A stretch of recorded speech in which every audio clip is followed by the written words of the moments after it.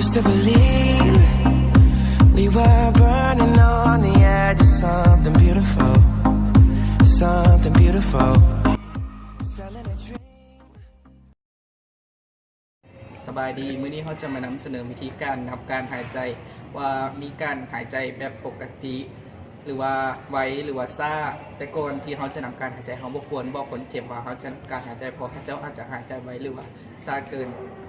วิธีการนับหันเมนนับเอาการหายใจเข้าและออกไม่นับ1เทื่อภายใน15วินาทีถ้า15วินาทีเขาก็จะมาคูณ4ถ้า30วินาทีเขาก็จะมาคูณ2ว่าใน1นาทีนั้นคนเจ็บของเขาหายใจได้จากเทื่อ I used to believe we were burning on the edge of something.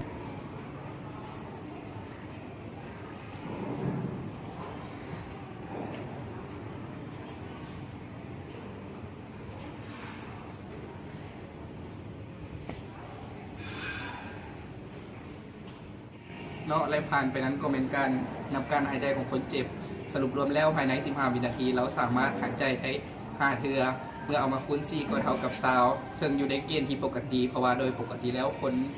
ปกติคือเขานี่จะหายใจภายใน16 20เทื่อต่อนาทีแต่ถ้าหายใจไว้กว่า40เทื่อต่อนาทีหรือว่าต่ำกว่า8เทื่อต่อนาทีก็เป็นอยู่ในเขตขั้นอันตรายวิดีโอแนะนำวิธีการนับการหายใจก็จบลงเพียงเท่านี้ขอบใจ